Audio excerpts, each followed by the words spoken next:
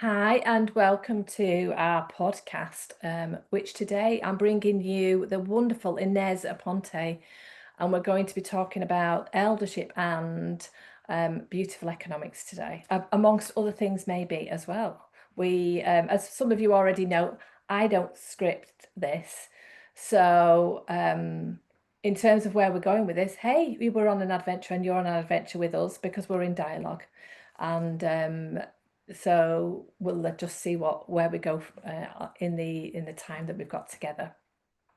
So I'm not going to do a huge introduction on Inez, but I just wanted to kind of let you know how I came across Inez, because I always like to come across things intuitively, and Inez kind of landed in my space and her work intuitively.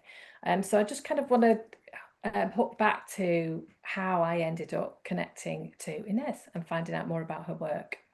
And that is a number of years ago now. I actually came across the film, The Four Horsemen, which is, you can see it on YouTube, and I'll also put a link to it so you can have a look at it.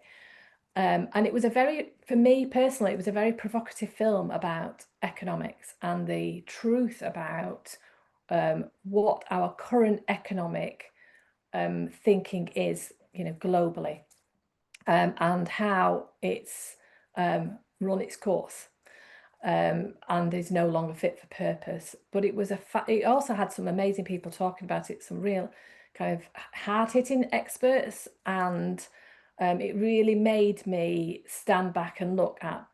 I've done a lot of work exploring money systemically, but actually it was when I saw, looking at it from an economic perspective, did everything seem to land into place for me. It's almost like we're so focused on money, we missed the economic side of the way that we view the world, and that made me rethink a lot of things. There was also another video that I watched at the time, and I think it was called The Spider's Web, but I'll dig it out and I'll put it on as attached as part of this as well. And that was how the City of London works, and how that system, and it's like a hidden system within our economic system, is kind of powering things that we don't know about. And so I was fascinated by that as well. As you know, when we work systemically, we're looking at what's hidden, what's actually hidden. So it's things that we can't see, or that we don't know, or that are being kept away from us because it's a secret, or even stuff maybe that's got shame attached to it as well, and maybe unresolved grief. So this kind of sent me down a real rabbit hole, and I started to be really interested in more kind of renegade economics, and started to explore that. And then suddenly I came across Inez on LinkedIn. But I thought you, Inez, was connected somehow to this film. And I think I've told you that before. You may have not remembered, but I thought somehow you were connected to this film, The Four Horsemen. So somehow the universe has somehow kind of connected you into this. And so when I was reading your posts, it was all aligned to the same kind of philosophy that was being spoken about in the film. So that's how I came across you, Inez. And then the posts on LinkedIn Inez's posts are extremely worth a read. They are very powerful. They are fascinating, and they really make you think. So everything that I tick my boxes. And from an eldership perspective, it feels like, because we have to work with this hidden stuff, because we, as an elder, we inherently should be working systemically. It's not about us trying to help people, or facilitate them finding a pathway in the systems that are operating now. It's about actually starting to have the wisdom to recognize that some systems, well, all systems have an end point, and that sometimes what we're doing unconsciously is trying to hang on to an old system and keep it running, because it's easier, and because it's what we know, and it's comfortable. And as elders, we're holding a brave space for endings of systems that no longer serve the whole. Mm. So this is where this for me is really important for us to not just kind of think, oh, how do we become more successful? How do we help and support people become more successful in the current climate? And actually, it's more to do with zooming out and saying what may be coming to an end, and also Mm. what may be emerging, newly emerging on the horizon that we need to be listening to. Mm. So in a way, what we're doing is we're recognizing the past and the history, and our ancestral heritage, if you like, and that's both positive and negative, if you like. But we're also kind of thinking about what's now coming to an end. And this is the thing that I find in eldership a lot of people really struggle with, Mm. because sometimes we have to hold that space that goes, this is done, Mm. without knowing what the solution is. As elders, we don't do solution. We don't Mm. do solution. That's an old paradigm. Mm. So I recognised that things were coming to an end when I watched this film. But when I met Inez, she gave me something that told me what maybe we need to be putting in place, which was very Mm. exciting. So at the Mm. beginning of the year, I went on one of Inez's wonderful programs that really helped kind of put some things in place and structures and frameworks in place for me to travel with and me to bring into our eldership community as well. Mm. That was a big introduction, Inez, but but over to you, Inez, in terms of, can you give us an idea of kind of how did you end up in this space, Mm. you know, teaching and talking to us about the philosophy of beautiful economics? Well, thank you so much for having me. And thank you for filling me in for that journey because we did speak a little bit, but that's like quite a story. And I'm glad you found me. So, my story, I guess, begins the moment when I became aware of the climate crisis, which was when my son was about a year old. And I saw a film called An Inconvenient Truth. You might be familiar with that film, Al Gore, and he gets on this lift to show the temperature rises and it goes up and up and up. And I'm watching this and I'm thinking, that's when my son's going to be 10, 20, 30. And I'm like thinking, that's not a livable planet. And I fell into that dark night of the soul. It was several dark nights of the soul. It was a long time. And I was really thinking, okay, I have to do something to whatever I can to help um, this situation. But what really struck me more than anything was that this was a kind of a mainstream Hollywood film about climate change, right? A lot of people have seen that film. I'm like, okay, guys, we're gonna get on and do something, and then nothing happened. And I was like, how is it possible that we know this, and we know that we're really at risk of ending life on Earth, and we're not doing anything? Now, at that point, I'd already been a performance storyteller for about 10 years. And so I knew a lot about storytelling. And I thought, aha, here we go. People will do all sorts of incredibly irrational things if the story just fits, their worldview. And the most powerful story right now is the story of economics. That story keeps telling us that we can somehow grow the economy on a finite planet, that somehow we will just green the lifestyles we have, that somehow there's some technology just around the corner that's going to fix all of this. Don't worry, you don't have to change what you're doing. And it's supported by $1 trillion advertising industry that tells that story over and over and over again. And that's really what we're up against. So I realized if I'm going to have any way of communicating anything about this, I have to address the economic system. I have to help people understand what the economic system is doing and how it's doing it, and how it's doing something to us inside as well. It's not just doing something on the outside. These stories, they kind of penetrate our minds and our bodies. We have been raised to think about the world a certain way. We've been raised to put value in certain areas and not in other areas. And unless we can see through that, and unless we can see through that and then start shaping structures that allow us to put value where it really belongs, because of course the tree in the forest is worth far more than we can put money on. than if we cut it down and make it into IKEA furniture or any other type of furniture.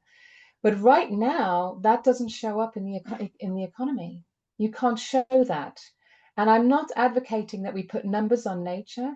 I'm advocating that we actually really pay attention to what is valuable and reform some of the ways that value is allocated. So that led me to the work of the Chilean economist Manfred Max Neef, who is together with a number of colleagues, created beautiful Barefoot economics, or human scale development. And from there, I then began teaching these workshops, which are about digging into these stories and then understanding the economics through the lens of these 9 fundamental needs. Yeah. And one of the things that always blows away, so for people that may not know, we use now this model in our eldership business school, but just kind of feedback for you, Inez, that quote that you talk about in terms of what economy really means. I mean, let's get down to like the etymology. Yes. Yeah. Everybody kind of goes, oh, Yes. Yeah. oh, that's what economy means. Yeah. Well, if you think of it, economy, it sounds like ecology, doesn't it? It has that word ecos, the same word. And ecos is basically the Greek word for home. So ecos is home, and nomos is the management of the home. And in ancient Greece, they had economia, where we get the word economics from, but they also had another word, which was chrematistika, which comes from the word chrema, which means money. And that is a system by which people, gain individual wealth. And what we've done now is if we've actually kind of conflated the two. Or actually, I almost think we don't really have an economics, we have a chrematistics. We have a system that focuses over and over again on the financial value of things. That's how we measure everything. So already, if you think of what economics really should be about, in fact, I ask people, I say, okay, the first thing you think about when you hear the word economics, and most people say money, jobs, inflation, etc. All of the kind of like material, financial things to do with the economy. Very, very rarely does someone say, oh, the economy is about meeting needs. It's like we've forgotten what the whole purpose of this system is actually about. Because we've seen that our happiness hasn't increased in the West since the 50s. There's a kind of optimum sort of income level by which people are kind of, they have their needs met, and then you raise GDP, and it doesn't make people any happier. More and more money doesn't make people any happier. And yet we're now in a situation where we're trying to grow more and more money.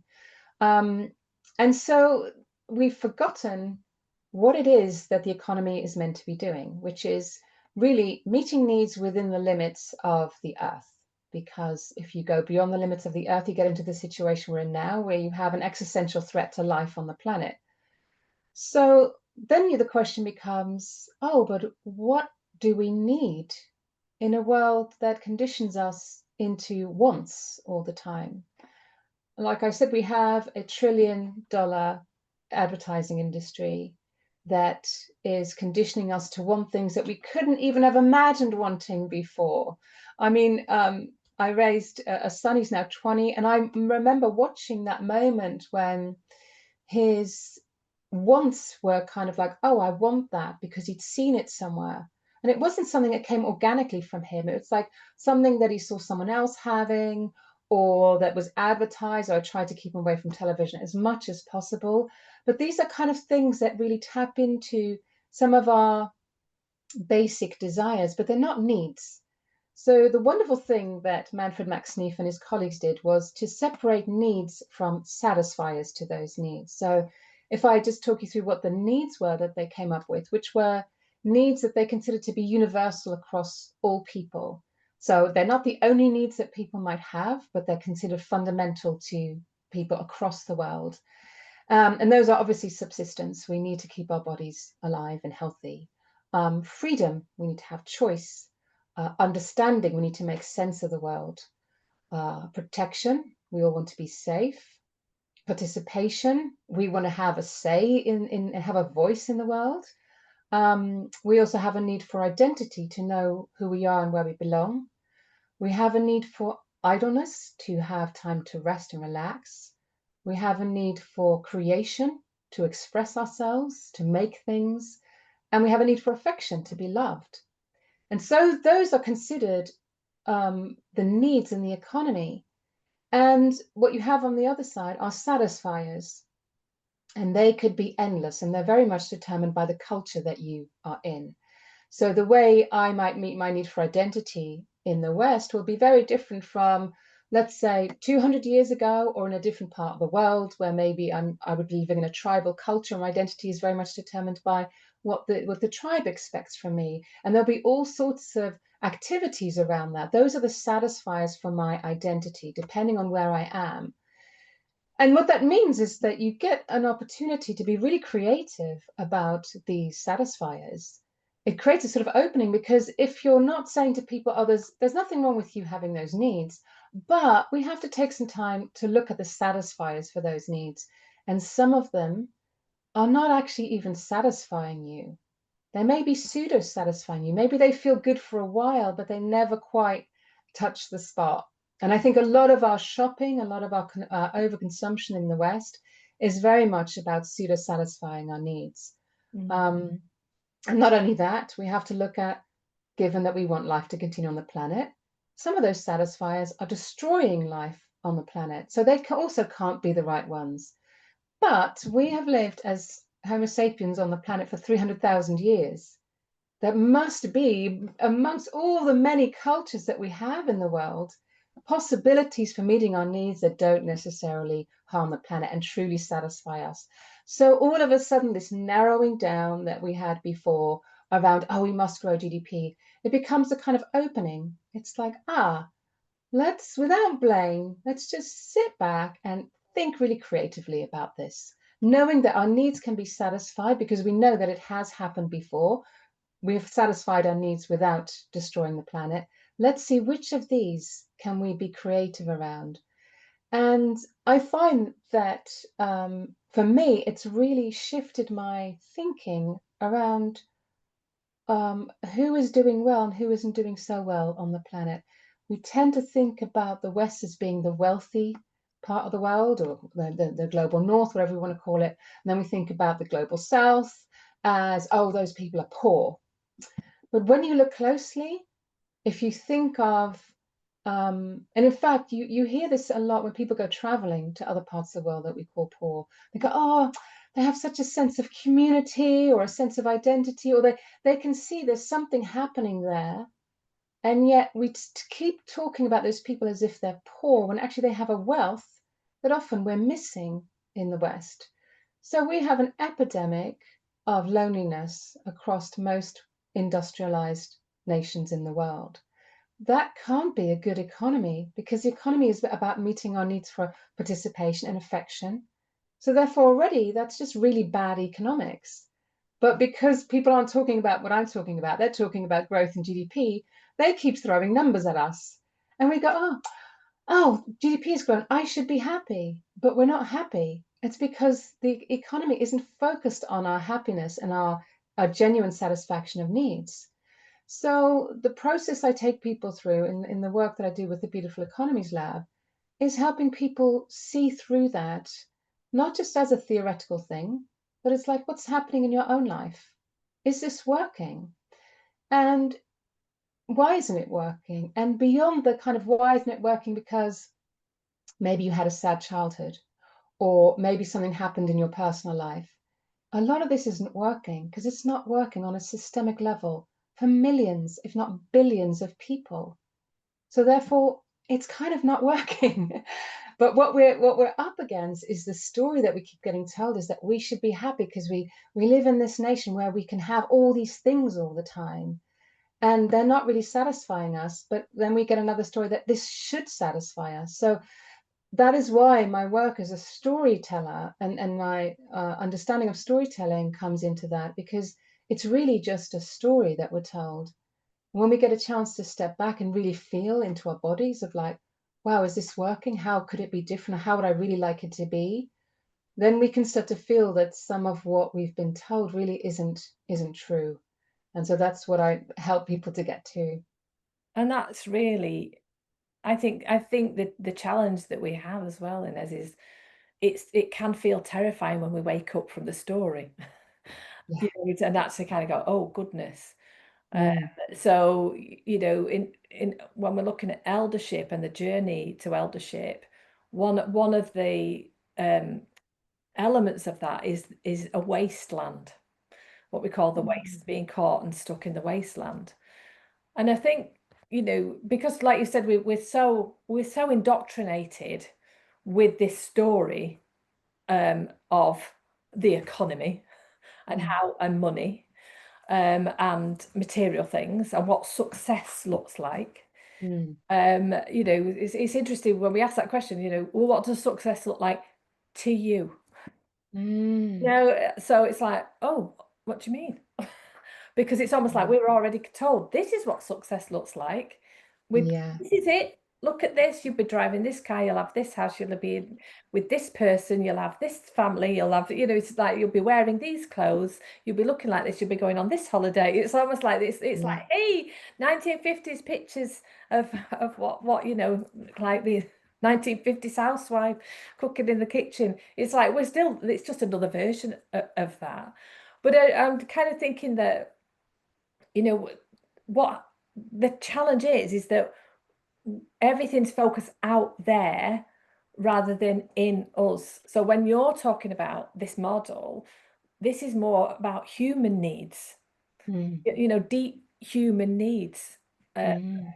to feel like you are thriving and you Yeah. are living, Mm, being mm. alive even. So we meet lots of money who've got lots of money but don't see people who've lots of money but don't necessarily seem to be living. Yeah. So being this aliveness is to do Mm, with meeting those human needs, and yet yeah. some of those human needs don't seem to be valued in terms of being recognized in our culture. um, Yeah. so I'm kind of thinking as well that then if you like, but when we start to then go, oh, let's look inside of ourselves and looking at that list of things that you're talking about, how much time do I create around doing nothing? Mm. Being, Yeah. it's Being like, idle. Yeah. then immediately you can kind of get, I get my dad in my head going, what are you doing? Mhm. You can't sit here doing nothing. Come on. Yeah. This kind of need to be doing something all the time is like even our schools are set up that way. Yeah. So everything, and then there's an after school club, and then you join these clubs, and then you do this, and it's like, and it's like, Mhm. because as well, if we stop, we're gonna hit the wasteland. We're gonna hit that part of Yeah. ourselves internally that goes, oh, I'm doing all these things, but I'm not happy, or I'm not Yeah. satisfied, or something's missing. This Yeah. feeling of feeling that void, and I think a lot of people are really afraid of doing that. But I do Mm. think that when we get to kind of being elders, when we get to an older, not necessarily elders, but when we get to kind of midlife, this to me, in some ways, is the crux of the midlife crisis. Mm. When we suddenly realize, like, oh, hold on a minute, where am I going? What am I doing? I've Mm. got my house, I've got my car, I've got this, or whatever that may be, but actually, I'm not happy, or this doesn't feel. I'm something's missing. Something's missing. And so this is where for me, this model comes in about really understanding that in order to survive in the world, the world that's been created, you've had to go along with this Yeah. mythology, if you like, this mythology. And I don't say that lightly. There's always a mythology in culture. Yeah. So it doesn't matter, this is one we're in now, but there's always been them, for the millennia, there's always been a mythology, and this is our current mythology.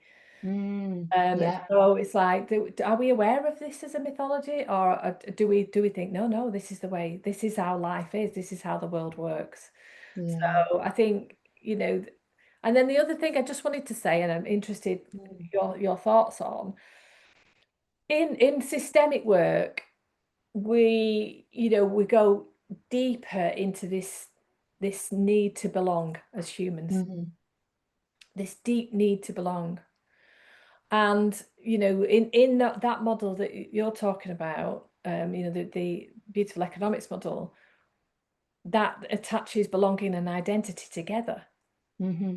Mm. So my sense for a lot of people is that um, there's something existential in letting go of this identity Yes. of Yeah. thinking like, oh my God, no, everything will go and I Yeah. will disappear if I let Yeah. go of this myth, Yeah. Yeah. this belief of this mythology. Yeah. And I don't want to tell people kind of what to believe. It's more to do with like what this myth is a myth. It's not real. So, Yeah. but that feeling, and I went through this, oh my word, I'm not going to survive this Mm-hmm. loss of identity, this connection to what car I drive, what job I do, how big my house is, how happy my family appears. Mm. All that kind of stuff is terrifying. And I think you talk about that, don't you? You talk about kind of the way our kind of reptilian brain, you Mm. know, um, is based on survival. And so if we're being told this is what you need to survive and this is the Mm. identity, Yeah. that can be pretty terrifying. Yeah. I recognize everything you say. I mean, people, um, often I have conversations with people where they really like they hit that point that you say, they have everything. They look around, they think, wow, I've invested my entire career into something that actually really hasn't, I mean, they may have made a lot of money, but they look back and they might have had careers with companies who really have done a lot of destruction on the planet. And I am not here to judge people for that. Quite often, these are choices that people make because their survival really does depend on it. They take the job or they don't have the house, or their status might depend on it. And the thing about having a fundamental need like identity is that you will try and meet that need. And if the way you meet that need is by having a really big house and a really big car, then, and if you have no other way of meeting that need, you can't think creatively about how that might be different, or your culture determines that for you, then you're going to want the big house and the big car. And the crux of all of this is that so much of what we're told about how we should live is about how we should live as individuals.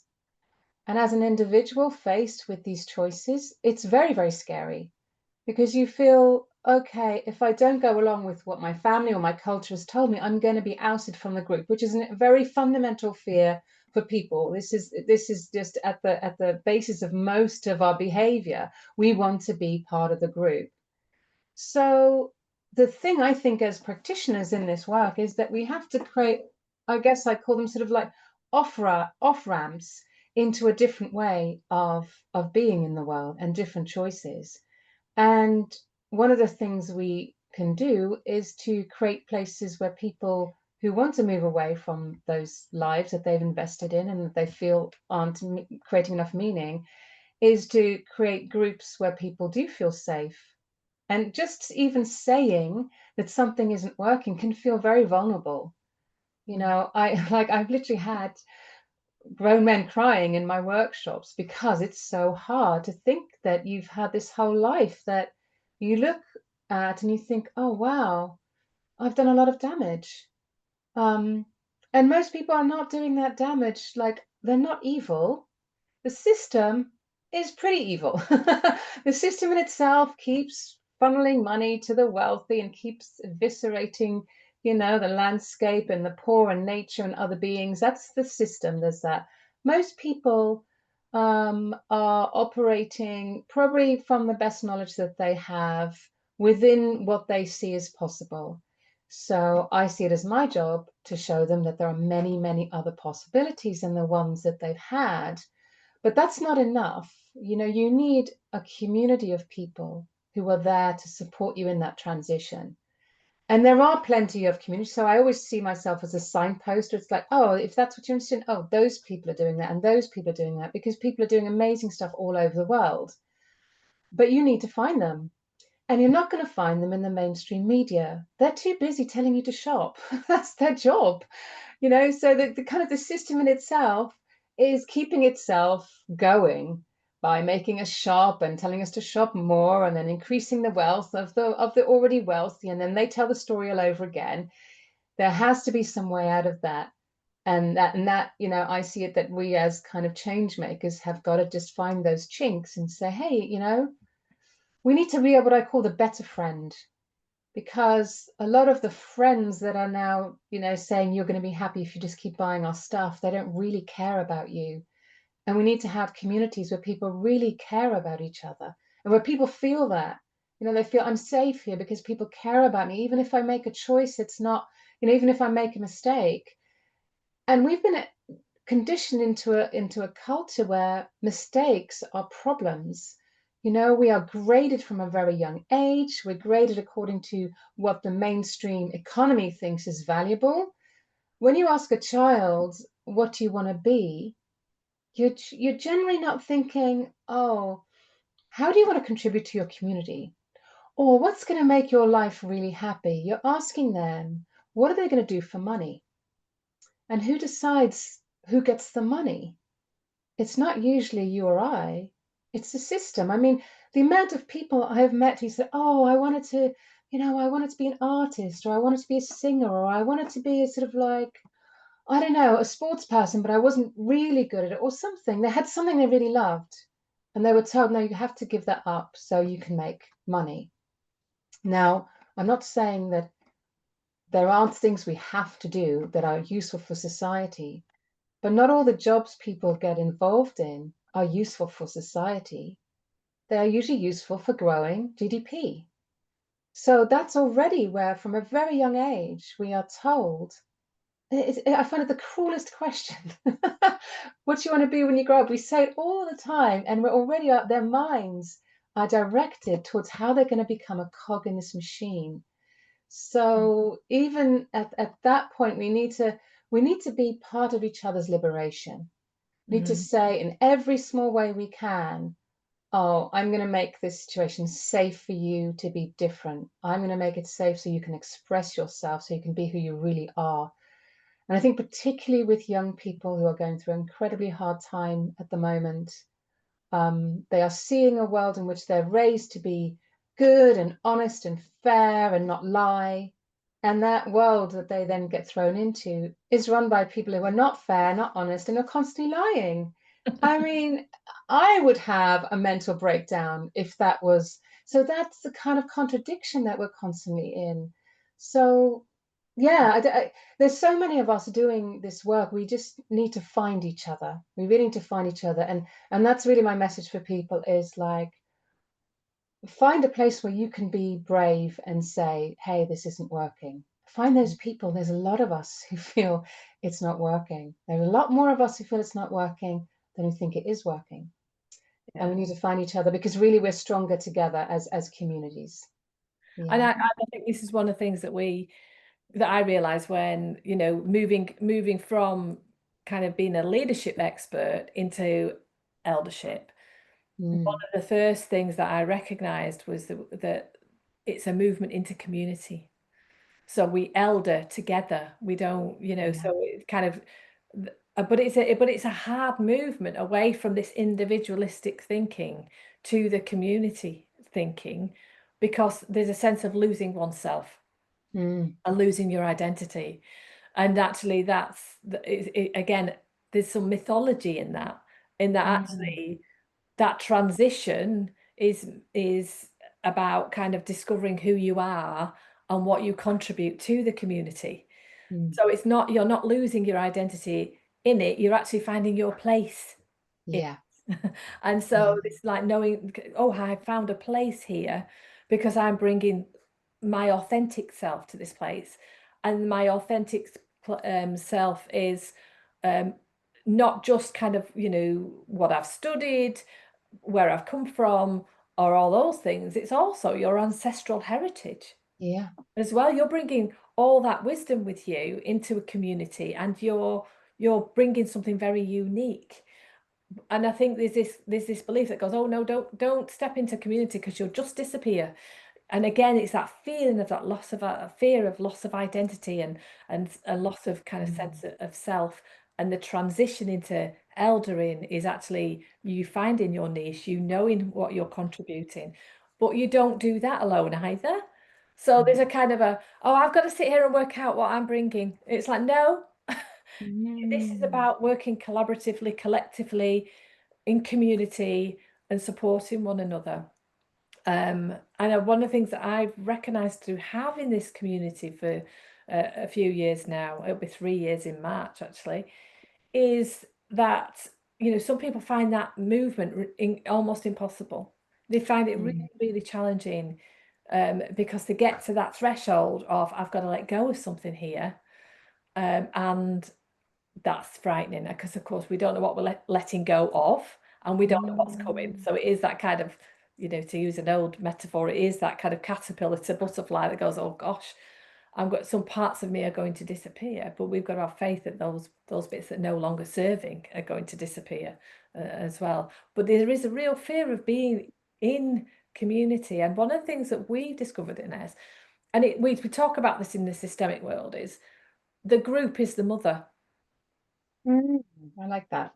The group is the mother. And one of the things that we've recognized in that, in a way, then, is stepping into community is facing into some pretty deep old mother wounds. Mm. Wow. Yeah, yeah, yeah, That's yeah. what we found. And Mm. so doing our work in our relationship to our own mothers, our own mothering, if we've got children, although we mother anyway, whether you have children or not, we still mother and men mother. I think we Mm. as a kind of something that women do. It's like actually we all do. We're all capable of mothering.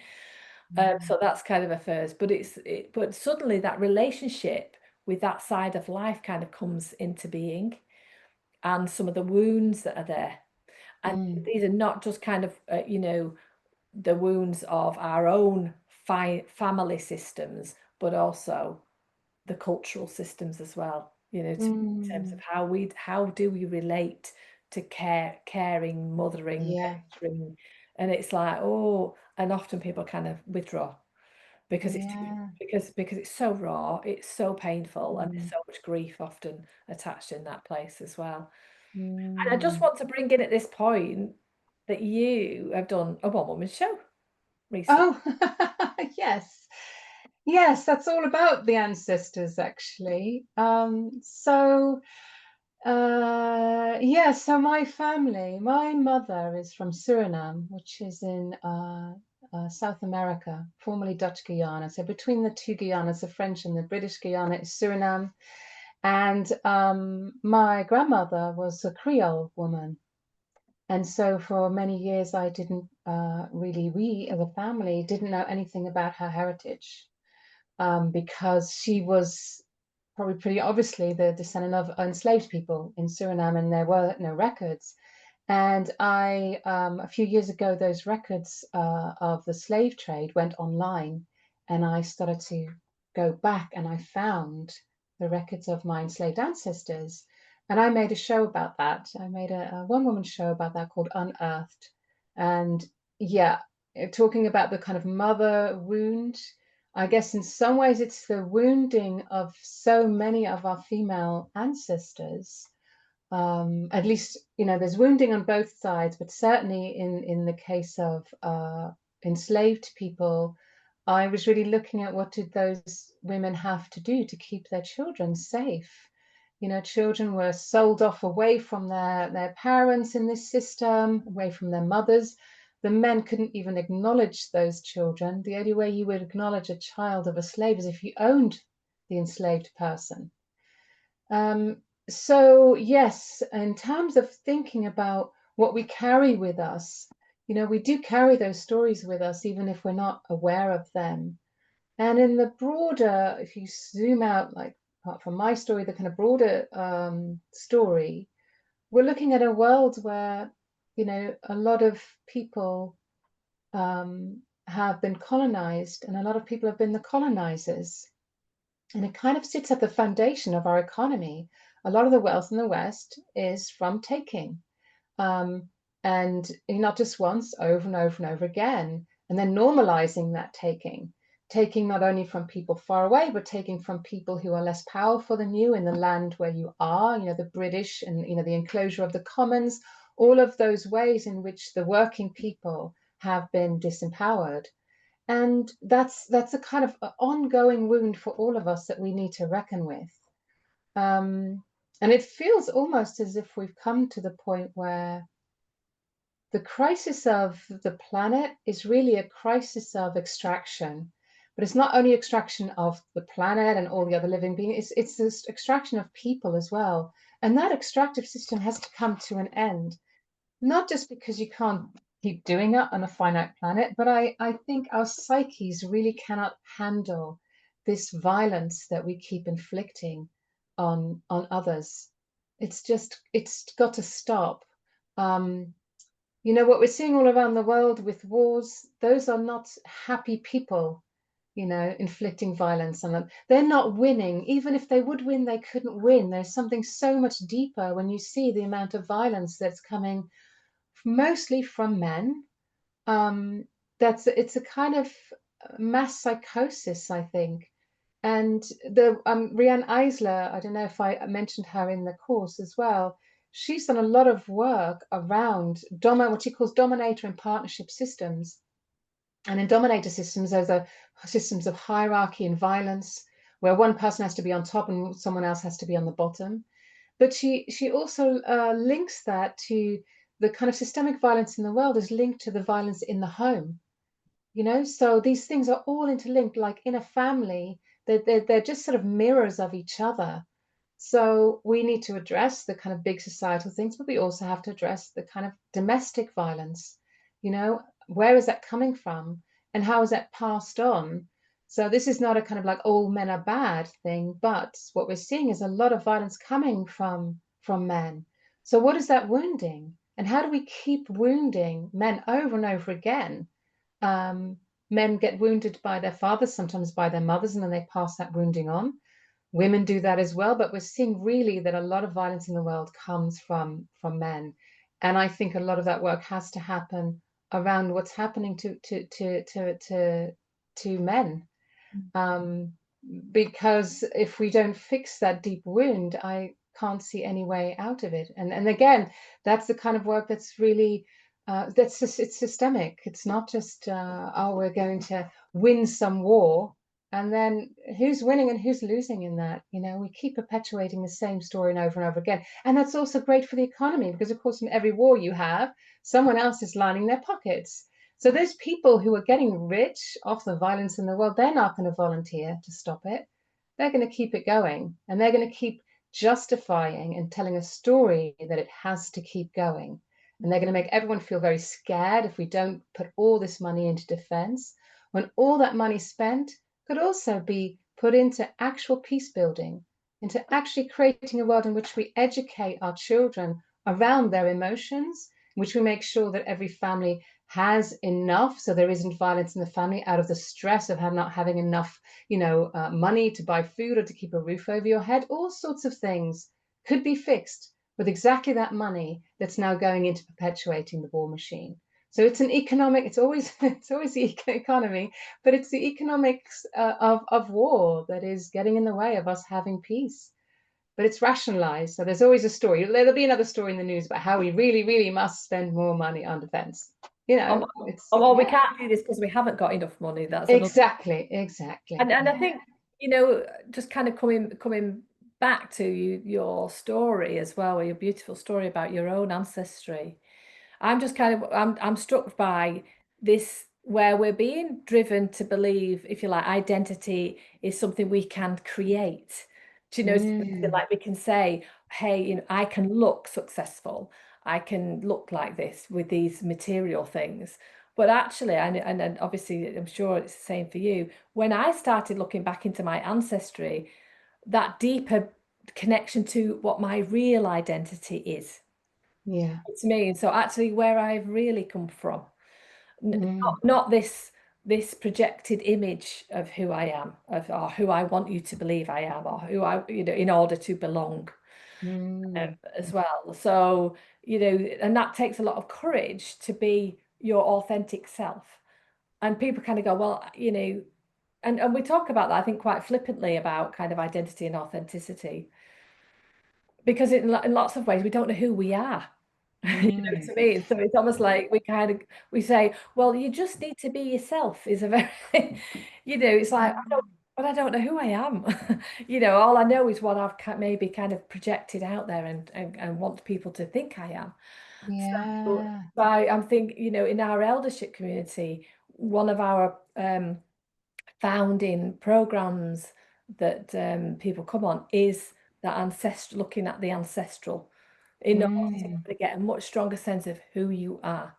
So Yes. looking back, look where you came from, look where the land that you were born, look at the Mm. stories that got passed on, look at what happened to your people. Mm. Actually, there is a lot of the that, and then looking at the history of what was going on as well. So look at Mm. the trauma maybe in your family and things, that these terrible things that may have happened, and the harsh fates that have happened to your Yeah. family. But look beyond that and go, what was happening in the world Mm-hmm. that may have driven what's just happened to you? So for instance, in the north of the UK, there was a lot of people died in industrial accidents, Oh, yeah. Yeah. or became impoverished because they couldn't work in the factories, or couldn't work because they were taken off the land, off their own, Mm. and put into factories. So that Yeah. colonization happened in a slightly different way, in that, Mm. if you like, even the British people became slaves Yeah. Yeah. for the whole industrial Mm. system. And therefore there's a lot of stuff kind of in that. And there's a lot then of mythology believing that, oh, well, you need a good job so that doesn't happen again. So Yeah. money's been attached to that without understanding, like, let's go deeper in that. Yeah. It's not just the money that was required. Of course it was. We need money to survive. That's a given. However, Mm. what was actually driving that need for the money was, I had to work, and this is what I had to do in order to keep Yeah. my family alive. And therefore Yeah. there's been a lot placed and attached to money, Mm. the resource, as if it's the only resource. Yes. Yeah. Well, in fact, it's not really a resource. It's a means by which we attain the things that we want. Yeah. And that's the kind of funny thing about money. I often think, well, imagine if all the money in the world just disappeared. Just take a moment. Oh, there's no money. Well, the fact is that there would still be the same amount of forests, there still would be the ocean, there'd still be the air, there'd still be the rivers. It is a totally manufactured entity. But that entity, because it's designed a certain way, is driving all sorts of choices in the world. But the world can do without money. And for the most time that humans have lived on the planet, we didn't have any money. So the way that money is designed is impacting how we now choose to live in the world. And when we say we need money, money isn't a need. In the system, in the human scale development framework, money isn't a need. It's a potential satisfier, but it has also certain consequences. So if we look at, for example, I think this is an interesting thing to look at. So if we look at the economy as meeting our needs, right, that's the goal. Then we have a need, for example, of affection. We need to be loved, we need to be cared for, right? Without that, we would all die. So if you look at the amount of care, unpaid care work that's being done in the world, so Oxfam has done research into that. And if you were to pay all of that unpaid care at the minimum wage, you would end up with an industry 3 times the size of the tech industry. So on top of all this stuff that we say is important, or below all the stuff that is the foundation of care, that is what really keeps the world functioning. But there's no money attached to that. In fact, we would find it quite strange if we had to pay our parents for the care. That would make the care not quite the care, right? And yet it is everything. It's without this care, nothing can happen. Literally nothing can happen without the care, without the labor of reproduction, as you know, some people might refer to it. And yet there's no money attached to that. So the money thing is kind of interesting because it draws our attention, and it gives this illusion of, oh, that's where the value is. But really, it is just pointing to what certain people have decided is valuable. It's not really what the value is. You know, $1 million diamond more valuable than the time you might spend with an elderly parent who's on their deathbed? But you can't put a price on that. So we're already kind of mixing up the monetary value, or we're confused by the monetary value and what's really a value. And money has its function because it obviously makes it possible for us to create large-scale projects, because one of the books that I think is really interesting to read is David Graeber's book, Debt, the First 5,000 Years, in which he explains that money in the past, well, initially we actually had debts before we had money. And he actually said debt is what allows people to be connected with each other. In a small group, you wouldn't necessarily pay money, but you knew you owed people stuff. And that kind of like meant that you felt an obligation to do something back. And there was kind of ways in which people were showing the ways that they were indebted to each other. So that's not really the problem. And so for larger scale things, you might not have the trust between people. So you put this thing in between. Okay, that's the money. And in fact, the first money, or the first recording of actual let me see, the first recording of the actual amount that people owed each other, the sort of listing of formalizing, let's say, of the debt between people, was when some kind of harm had occurred. So then it was, oh, you've, you know, killed my cow, you owe me this much, because there was some kind of harm. And what I think we're seeing is that money is a thing that we use when there isn't actual trust between people, right? If there isn't actual trust, if I don't really trust that you're definitely going to do something back for me, then I'll put money there, because that then means that I have something that I do trust that's going to help me get the thing that I want. So we trust the money. We formalized it. We trust the money. We can pay our taxes with it. But what actually happens in a world in which more and more things get monetized is that less and less things are based on trust between people. And the real value is trust. You know, the real thing that is going to help us through is the people that are close enough to us, the communities in which we trust each other.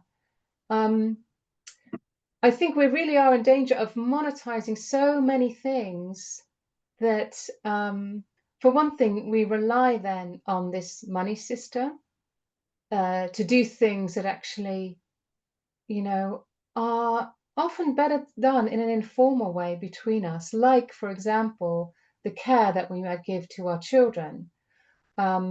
If I look after your child informally, there's no money that exchanges hands. But if you send your child to a childminder, then GDP goes up, right? Okay. If you put your parent in a care home, GDP goes up. If you look after your parent at home, you can't show that. And I think that people often do these things because there's pressure on them to make money, right? So why do we put, you know, we don't have the time anymore to do that. But then also something gets lost, something of a relationship gets lost. And I'm not underestimating two things: the amount of energy and care it takes to look after a child or after an older person. But we are sacrificing. We are sacrificing something. And I think we have to be aware of what we're sacrificing when we are in a system that almost forces us to do it, because literally most people do not have the time. It's not that they don't care about their children or they don't care about their elders. They just do not have the time in a system that's constantly asking us to work for pay. So we need to unpick a little bit what it is that our genuine values are, and then think, how do we create a world in which we have the opportunities and the freedom so that there is enough for us to actually choose, do I want to care for my elderly parent? Do I want to care for my children? Because I have the possibility now. And I feel there's a kind of cruelty to saying, oh, yes, but you just make enough money and then you put your child or your elderly parent or your disabled, whatever person who's going to burden you with their care away and you pay for that. Because I don't think that's what we're meant to. That's not, I don't think that's really shows up what we are capable of as humans. But we've Mm. diminished the work of care so much that we find it a logical step to just keep outsourcing it. And if we can't outsource it to people, we outsource it now to robots. That would be the latest thing. And rather than thinking, oh, this is going all in the wrong direction, we go, oh yeah, but like this is the economy. We can't afford to pay these people, so therefore we're going to get the robots to do it. And nowhere does anyone say, is this good for our relationships? Is it good for our psyche? Is it good for our soul to create this kind of world? Because economic or crematistic considerations become the measure of everything. They become the measure of everything. And this is what we're seeing over and over again. We can't afford to save the planet is literally what all governments in the world are saying to us.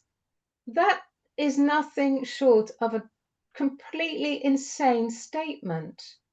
And yet we just go, oh yeah, yeah, because of the economy. No. It's the economy is the system by which we make this world work within this incredible planet that we're on. That is the system. That's what it's for.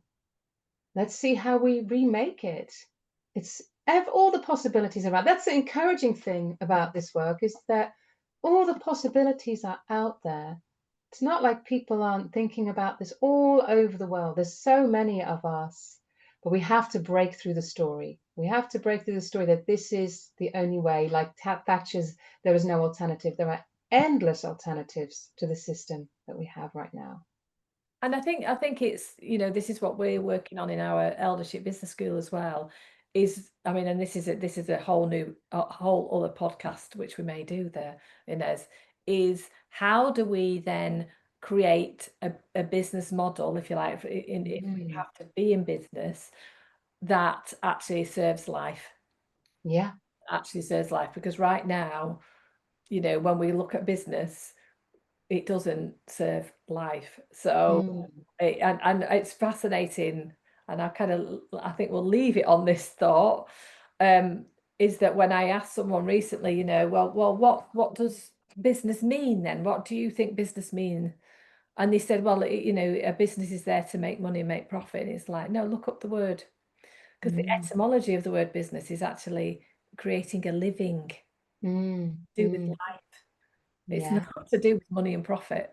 Mm. So it's like you can make a living without money and profit. To me, it was like, oh, Yes. it seems to attached. Yeah. And there's so much we've attached to these things about the way it is. And Mm. having now been in business for 25 years, that my business is 25 years old this month, it suddenly you suddenly realize, like, oh gosh, this, that's not what business, when I first set up my business, what I was led to believe about what a successful business would look like is not really Mm. what feels like successful to me. Do you know what I mean? In terms of Yeah. initial thoughts Yeah. about it. Like, no. Yeah. So that's the other thing that we need to be looking at as well. So we may come back to this, Yeah. Inez, and I've Yeah. I mean, there are so many business models that are not destructive to the world. Again, you know, yeah. If we talk next time, I'll bring some other ideas around that because, of course, exchanging something for money isn't in itself sort of an evil thing.